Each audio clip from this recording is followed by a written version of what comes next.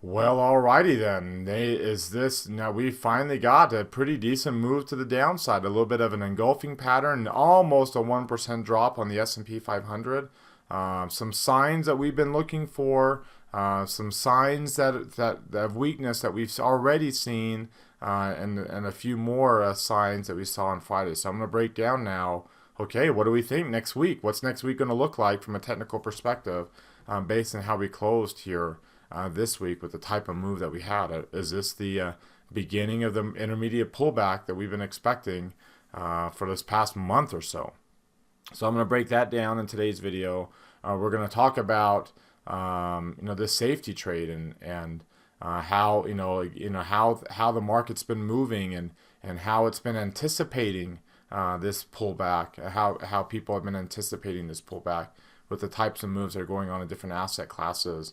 And I'm going to show some extreme moves that we've had in the short term and why next week might not be as bad as today suggests. So we're going to break that down, and then our trade idea takes advantage of a trade that's got high volatility itself with a lack of clear direction on where things may go in the short term, and talk about how to trade that. So let's go ahead and get started. Today is Friday, January the 24th, 2020. This is the Market Outlook from MarketScholars.com. My name is David Settle. All right, well, let's start off by taking a look at the S&P 500 with the market forecast indicator. You can see the engulfing pattern that we had today, engulfing 1, 2, 3, 4, 5, the last 5 days worth of bodies, all inside of today's. So I mean, that's the lowest close that we've had in a while, starting to fill in that gap, and that's something I've been mentioning, as we'll talk about in a second. But that gap, that opening gap that we had right there, we hadn't filled in yet, and now we actually did fill in on an intraday basis, filled in that gap. In fact, I even brought that up today in the technical analysis class, and we were still way up here. I said, hey, we still haven't filled in that gap yet, while we filled in a lot of these that were inside of this 5 days. And lo and behold, we ended up filling it in by the time that the day is over. So keep in mind now, despite this nearly 1% drop, it ended up being 0.9% drop here, and 1% in the other areas, like the Russell 2000 dropped more than percent. But it's that's not been the issue. It's been the S&P 500. Despite that big drop, you notice the intermediate line it's dropped too, but it's still easily in the upper. It's still above 90, not much less above 80. And the near-term line's down, still 3 days now below 50, but it's just barely below 50. And the momentum line, because we came off of the low, at the low of the day, the momentum line was at extremes. We haven't had an extreme low since this one, and that really wasn't a big down day. And then we also had an extreme low over here, and again, not really a significant down day. You can see all the extreme lows on the momentum line didn't really get down to significant lows. They usually came off of gaps, all right, in small ranges the day before. And there's a gap over there. So this would have been the first one that actually had a pretty decent sized candle associated with it. So that's the kind of down days that spark, that start the intermediate runs. And I kind of mentioned too, that the 1% pullbacks are the kind of days, and it wasn't a 1% pullback, but it ended up being here. Let's pull up SPY. Oops, SPY. If it'll let me do it, SPY.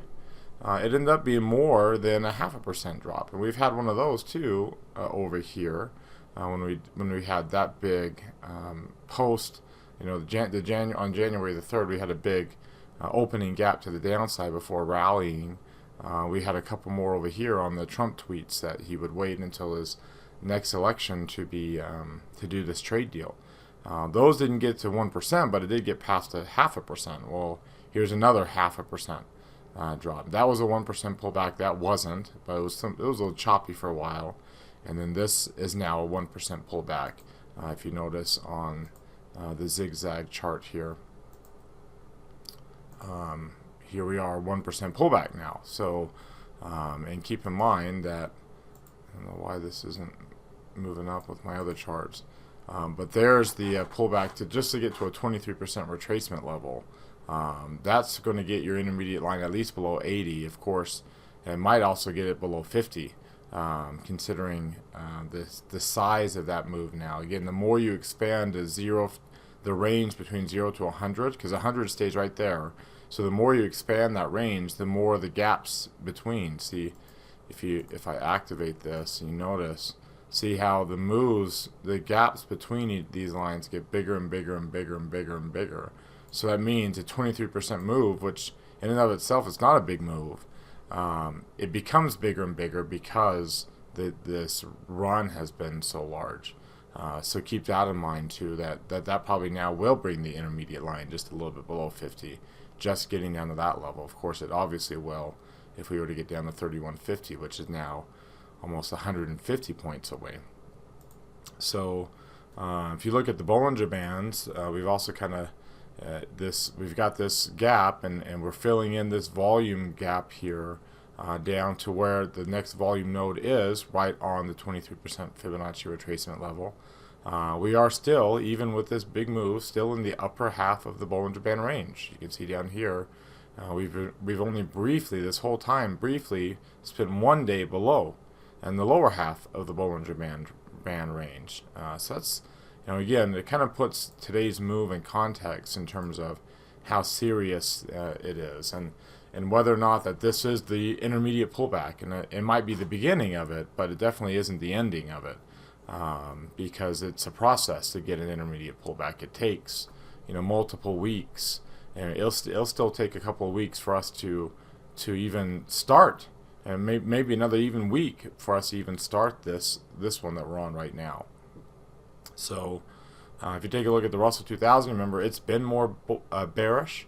It already has the pink shading that the S&P doesn't, and it has the pink shading in the yellow line. Again, I mentioned before that that's a pretty bullish pattern in general, but in this case, because we are so mature in the intermediate trend, and how every intermediate pullback begins with light pink shading and yellow line. As bullish as a pattern as that is, every intermediate pullback, where the intermediate line drops down, we get the red line, dark pink shading.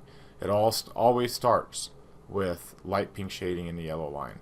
So I believe that this is actually that case too. We might bounce back up even like this here, where we bounce back up briefly and then got the intermediate line to pull back. We might do that again, but I believe that this is the beginning of a period that the intermediate line will fall below 50, not just on the Russell, but eventually here on the others too. You look at the Dow Jones, looking very similar to the S&P, and same thing with the NASDAQ. A lot of big bearish engulfing patterns showing up on both those charts right now.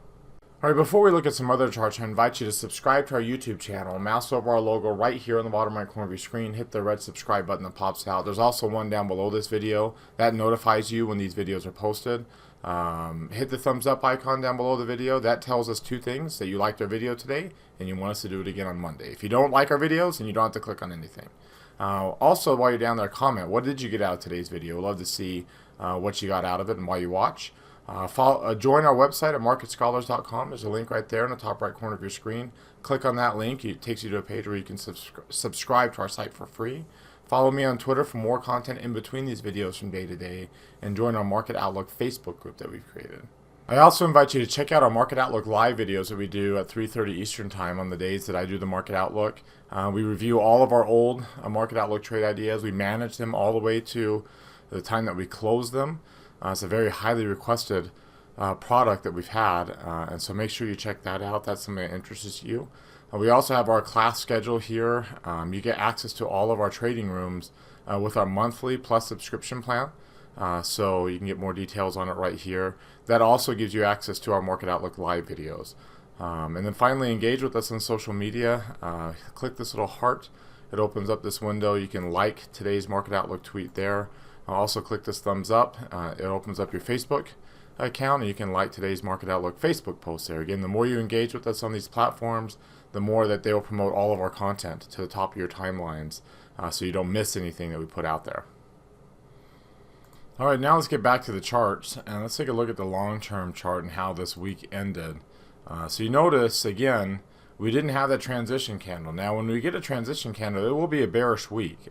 So it's it's basically the transition candle says that that's bearish enough of a week that, you know, we're going to continue to have some bearish weeks, right? We'll have a few here as we test. In this case, most likely you're going to look like something like this, where we test the 50-day moving average because our PPO is so strong, and most likely won't come back down to the 200-day moving average like these others.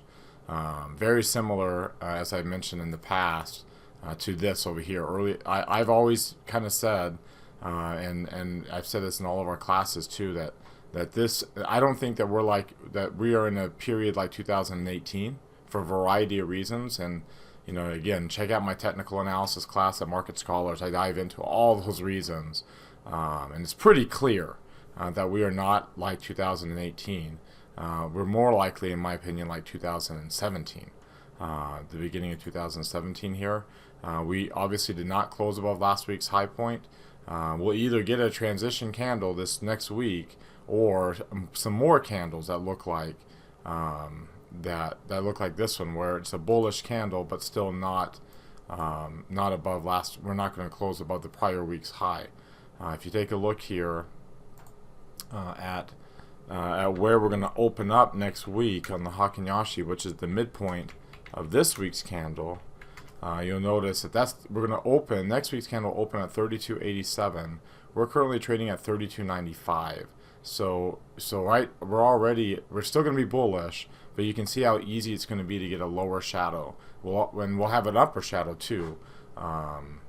So that kind of gives you an idea of you know, that it's going to be hard for us to get a transition, and more likely get something like this, right? Some more really small bodies, depending upon how big next week's range is. You take a look at the 3 green arrow chart, and we have 1 red arrow. So again, you know, we have it on, which is we always get on the MACD. You can see you always get the MACD red arrow first before you get the others. Usually the stochastics comes next, and the moving average is third, as you can see over here. So the stochastics is still, you can see buyers are still in control, even though we did have a decent jump in volume there. Buyers are still in control, and you also notice that we just barely dipped below the 8-day moving average. So the MACD barely crossed below its moving average, but its moving average is still really high.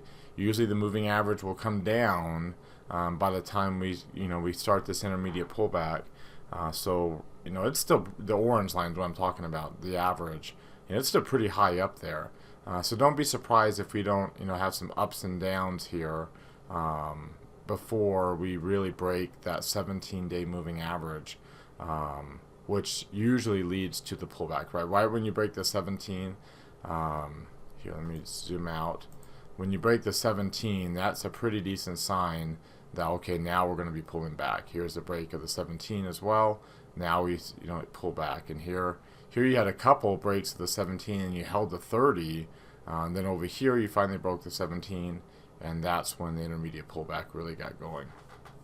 So as bearish as this day was, we still haven't broke that 17-day moving average, and the buyers are still in control, and these moving averages for both the MACD and stochastics are both still very strong. So it's hard to really fall off a cliff to the downside when these stochastics. Now, of course, you know, news like a, you know, global pandemic, if that's what ends up being, can throw anything out the window, any technical analysis out the window. But you can see that, you know, we're in the environment where we can get days like today where, you know, negative headlines dominate, and if they turn out to be nothing more significant than it already is, then the markets can, you know, bounce back up. I mean, at least not bounce back up in terms of like another huge strong run, but not bounce back up enough to where we're not falling off a cliff, where we can kind of grind and converge our way down, which is my expectation there. As I've mentioned before, you know, if you're more bullish now than you were over here, then that's not an issue with the market, and that's not an issue with the market pulling back too fast, right? It's an issue of risk management, and we've been talking ad nauseum. You're probably sick of me talking about how we should be getting less bullish, more bullish as we come off the lows, and less bullish as we get more mature in this intermediate run. And you're starting to see why, because when we get pullbacks like this, your P&L and your portfolio will pull back too. But if we're more bullish here than we were over here, then our P&L pullback will be much bigger than the rise was, because we weren't bullish enough during the rally, and we got too bullish too late during the rally. Let's take a look now at the 4-week range here. You can see how we broke down and see how we finally filled in that gap. That's the gap. So when we were teaching the class today, I said, hey, we still haven't filled in that gap here, and I mentioned that a few times. Well, now we have. We filled in that gap. We came down to that volume node, which we talked about being the first little area of support. Of course, there's the next area of support, 323. Well, that's where the, if you go back here, that's where 323, that's where this volume node starts right there, just a little bit under 321, but that's where that congestion area is. Well, if you look at it on this chart, there it is right there, 320. That congestion area is right here, and that's where the point of control is. So that kind of gives you an idea of where the 23% retracement level is. That one, or where my cursor is at, right at that volume node. That's where the area of support's going to be. If we were to continue to pull back, you can see how the volume really picked up here at the end. No real significant reversal, no candle here that we haven't reversed to the downside. That runaway gap, where you start a new trend in the other direction, usually starts with a gap that doesn't get filled. That's what runaway gaps are, and so you can see we did have a down gap, but it did get filled. So keep in mind that as this intermediate pullback begins, we can definitely get a down gap that doesn't get filled. So we'll kind of watch, especially on a Monday, to see if anything over the weekend causes us to say open up down here around 326 or so. That could be your gap that doesn't get filled, especially considering we would be below the volume node, and the volume node would act as a resistance that would keep it from getting filled. All right, let's take a look now at the volume today. You saw that volume surge up to 87.5 million, and the range today was 5 points. So let's put that in context. 87.5 million is right here. Of course, that's higher, and that's high enough to start bringing this up. 5 points is obviously higher too, well above 1%, so that's going to bring the ATR up, and it's also going to start bringing this up, right? The more we have over 1%, remember the intermediate pullbacks, the line does get above 1%. So kind of watch the ranges over this next week. If we fall back below 3 points on the ranges, then we're grinding, we're converging still. If we continue to have over 1% ranges and bring these lines up with 80 to 100 million volume, then we're obviously we're having this type of pullback where you can see this line can go up pretty quickly here, as we have some pretty sharp moves right off the bat. Finally, let's take a look at the volatility index, and you can see the jump that we had in volatility. Boom, just like that. And that was actually a really good thing for us in options inventory. We haven't had this for a while, so something we could take advantage of there. But you also see how we hit the 95%, so we hit the top end of the neutral range. You have to break through that for this intermediate. You can see you don't get the intermediate pullbacks until you break through the neutral range. That's what all these were. Of course, if you break above the 115% mark, then that's when you're having a market sentiment pullback. So we'll kind of keep our eyes peeled to see whether or not we break above this 95% mark here. It's going to act as a resistance, as it has here these last couple jumps. We'll see if it acts as resistance again. If we follow up, it's one of those rare days on volatility where you get an open candle, where we finish higher than where we opened, even if we didn't finish right at the high. So, again, we can follow those up with some other bullish candles on intermediate pullbacks, or we can come right back down.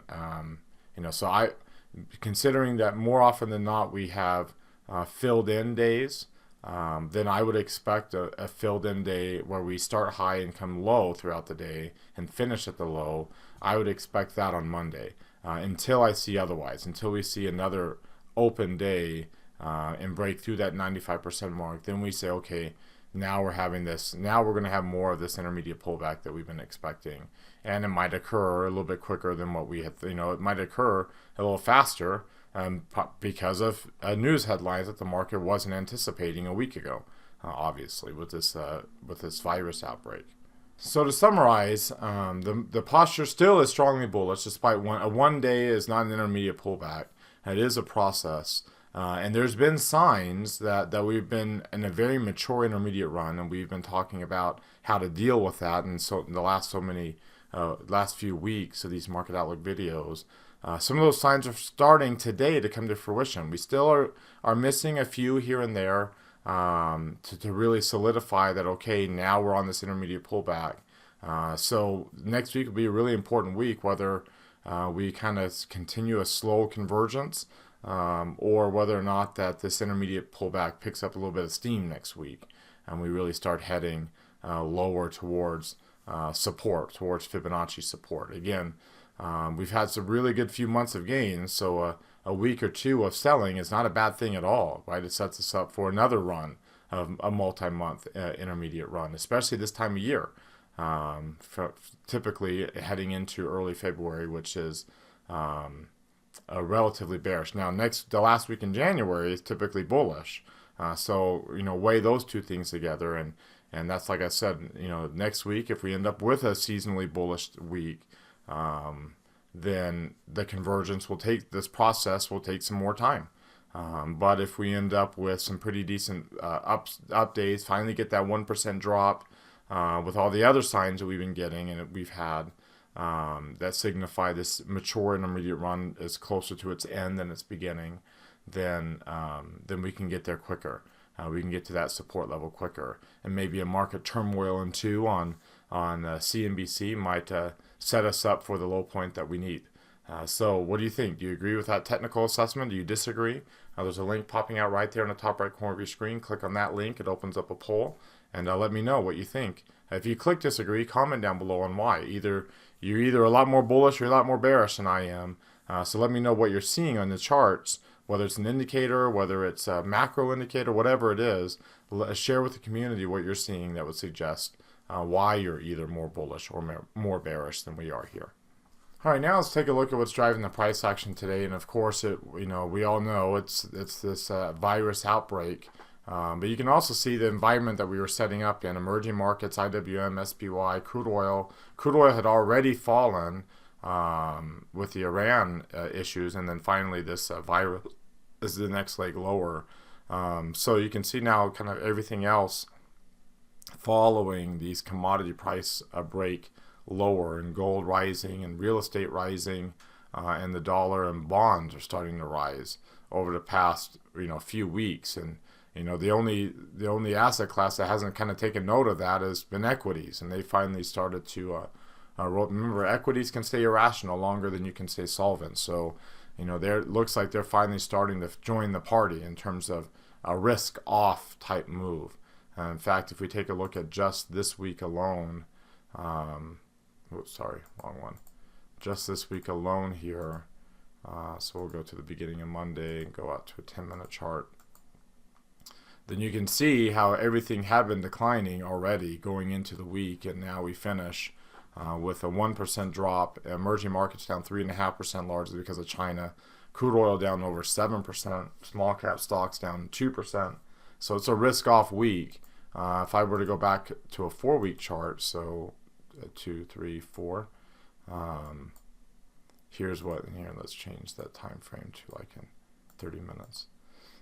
So this is what that chart looks like. So you can see we've been, we kind of peaked here in terms of commodities, and then right about in this area, this is where bonds started to rally here, and so did real estate started to rally, and real estate's up really high, and then of course the dollar was strong during this run too. So all these other safety trades were already starting to rally, even while emerging markets and small caps and large cap stocks also. But then they kind of peaked, and now they're finally starting to roll over along with everything out, with the safety trade going up. So finally we're getting this risk off move. Again, to put in the context, it's a risk off move. It's not necessarily that we're starting a bearish trend. It's just that we're exhaling, right? That we're giving up some really good positive gains that we've had over the past 3 months. And you remember how strong the safety trade was going into that. So, if I were to go back just a year on this, you see how strong bonds and gold and real estate started off this past 52-week period before this October low point, and that's when this trade, that's when from that October 8th low, that's when things really took off for risk appetite. That's, we're coming off of, and what I believe is a major market low point, and starting a new long-term run. And you can see how we've had a really good long-term run, 10% gains on that intermediate rally, and we pulled back on the safety trade a little bit, and now we're just, higher highs and higher lows. We're potentially in the process of just forming a higher low point from that October 8th the previous low. You can see, I've shown you the charts before, but you take a look at the crude oil chart, how it finished up the week. We've had 3 consecutive weeks of clusters there. Considering that we're in a long-term trend for crude oil, you get, when you're in a long-term trend, golden cross environment, you get the clusters. Keep in mind that can be a reversal pattern. Even when we were in a death cross, but not really in a bearish trend, those clusters were reversal patterns. So I'm kind of keeping my eye on. I'm not too bearish on crude oil because of that. The dollar has also been kind of trying to figure out whether or not it should be bullish or bearish, and it's got a bearish cluster, an overbought cluster, excuse me, and that's not too common. In fact, if you take a look at, go back a few years for some context, here are the last few times that we've gotten overbought clusters on the dollar. It didn't necessarily produce a bearish trend, but it definitely was a short-term peak at the very least. So I think the dollar has made a pretty decent run here, heading into this resistance area, and we'll see if that cluster ends up being a peak on the dollar too. And of course, long-term bonds is the other issue. With commodities going up, usually yields go up too, and you can see yields have really pulled back and are on a bearish trend themselves, to the point where they should. The near-term line was at 20.03, so we're 400ths of a point away from having a cluster on the yields, an sold cluster on yields. So so we're pretty extreme in some of these moves. Whether or not we're too extreme in some of those moves remains to be seen. But I wouldn't be surprised if we had a little bit of a bounce back next week. Now again, if we have some negative headlines over the weekend, then throws all that out the window. But if we don't, then the environment is set up for us to bounce back in terms of risk appetite, because of how sharp and extreme in the short term this little pullback has been here this week, in terms of setting up some pretty overbought, oversold conditions in some of these major asset classes. So now that doesn't mean that I don't think the intermediate line will eventually get below 50, say on the S&P 500. I just believe that if we do bounce back up next week, it will be a small move. It won't be up to most likely won't be up to new highs. If so, maybe just a little. But it will just not be like I think a lot of people went into this weekend considering the selling, expecting us to be, say, like 3,200 by next week, right? With that type of really bearish move. And I think that kind of move is unlikely. And I think, we'll get a grind. We'll convert like normal. We'll converge more slowly to that intermediate line pulling below 50. So what's going to be the trigger? See, how do we do on Monday? Do we follow up this week in terms of volatility? Do we follow up this week, which is an open candle here, with another week of open? And you can see it's been pretty rare for us to do that. Usually we follow up a pretty bullish week of volatility with a filled-in week back to the downside. And that's kind of until I see something different, right? Until I see that follow up here, that's kind of my expectations going into next week. Obviously, it will be largely dependent upon the headlines that we see over the weekend, especially out from in China and over in Asia there.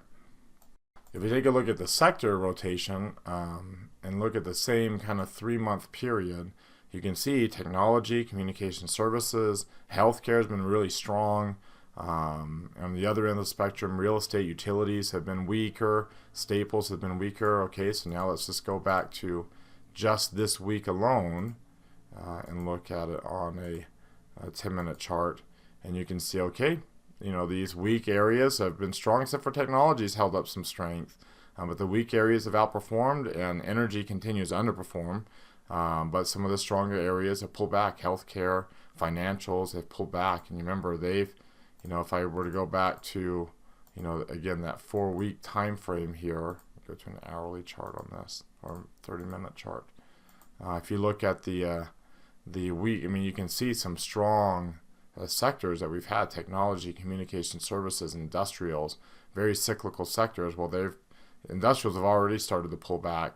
Technologies continue to be strong. There's your pullback in communication services, and you can see the rally really from over here in utilities and real estate. Because remember, the safety trade started a while ago, and the risk on trade is like, well, we're not done yet, right? And now it looks like they might be starting to pull back a little bit. You can see materials and energy also lagging behind with the strength in the dollar, which is not surprising. And we'll see how temporary or how temporary that is, depending upon what kind of trend the dollar ends up producing from here. Let's take a look at the 12 grid for the sectors, and finally we're going to get some change. You can see dark pink shading in the dollar sensitive areas. We still, despite the engulfing patterns that we're seeing across the board, technology, discretionary, and communication services are all still strongly bullish with green lines. Financials has got the light pink shading and yellow line pattern. Healthcare has got the yellow line, still dark green shading. And industrials has the light pink shading and not the yellow line yet. So all varying degrees in these other cyclical areas. And look at the strength in the safety trades. So that's kind of the move that we're getting. And there's a move into safety. Remember how bullish safety was previously. It's had a little bit of a pullback during this bullishness that we've had. And now look for some, most likely we'll have a little bit of strength in some of these safety areas for time being during this intermediate pullback. But, again, we're not expecting, not every intermediate pullback produces a recession. In fact, it's very few of the intermediate pullbacks ultimately produce a recession, even if that's not necessarily the case in financial media, right? In financial media, every intermediate pullback produces a recession. But most intermediate pullbacks end up producing some pretty good buying opportunities. And if this is the beginning of one, you'll see some strength in these areas. You'll see some pullback in some of these cyclical areas. And that's okay. That's where our buying opportunities are going to come from. So don't get sucked into the strength in these areas as potential long-term moves, because that's not the type of long-term market that we're in. All right. So for our trade idea of the day, if the market does continue to kind of grind, maybe with a slow upward week next week, and then maybe take a few weeks to finish out this convergence, this intermediate pullback, then that means a trade like, for our trade idea of the day, I wanted to take a look at a stock like Disney. Disney's got really high implied volatility right now because it has earnings coming up, and it's been pulling back. Along with that, you can see it's kind of broken below. Now we have a really strong volume node up above where we're at, and you can see we have a very strong volume node down below. And you can see it's got earnings coming up here, right here on February the 4th, so in a couple of weeks. So that with high volatility and more of a lack of a direction and maybe a little downside bias in the broad market as a whole, then we have an opportunity here to say, okay, well, I can do a non-directional trade on Disney and take advantage and sell that high volatility that we know will drop after earnings comes out, and knowing that we're kind of in between some pretty big volume nodes, a bigger one above us that will act as resistance, including the top end of the value area, and an even bigger one below us, including the bottom end of the value area. So we're stuck in the middle of the value area with some strong volume nodes on both directions. So that sets us up for a opportunity to do a iron condor trade where I sell a put at 132, sell this call at 150, and then buy some further out of the money for protection.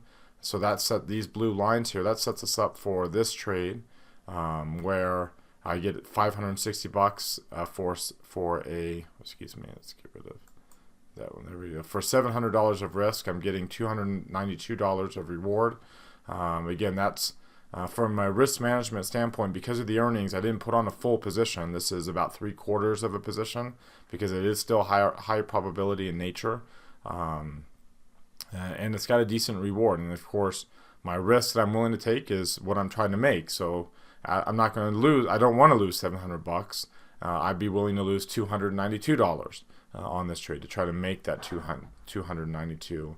And you can see we'd have to break out of either one of these areas. So really break out to the upside, which I want to be out of this trade if that's the case, or break out to the downside, which I want to be out of this trade if that's the case. So if we stay in between these really strong resistance and support levels, then we make the reward that we're shooting for, the high probability reward that we're shooting for. And the nice thing is, once that volatility drops, you can see, depending upon how much it drops, but once it drops, just to kind of give you an idea, watch the purple line, then you notice I get a decent reward just from that earnings. So depending upon where it moves, but just that volatility drop alone will set us up. We get us on the get us in front of the sticks, so to speak. For those of you who are football fans, when you got 10 yards to go for the first down, if you end up behind the sticks and you've got 11 or 12 yards to go or more, it gets harder. But if you end up in front of the sticks where you only got about 5 or 6 yards to go, then it becomes much easier to get that first down. So that volatility drop will put us in front of the sticks, so to speak. All right, well, that wraps us up for today. Now you've heard from me, I want to hear from you. Use that link right there to go to our Market Outlook forums at marketscholars.com. You have to subscribe, but I showed you earlier how to do that for free. But open up any new thread and let's keep this conversation going. Reply to anybody else's threads as well. And let's talk about what's going on in the markets and keep this conversation going in the community. Again, thank you very much for watching. Remember to subscribe to our YouTube channel, hit that thumbs up icon, comment on our video down below. Follow me on Twitter for more content in between these videos from day to day, and join our community at marketscholars.com, as well as the Facebook group that we've created. Have a great rest of your weekend, everybody, and we'll see you all on Monday.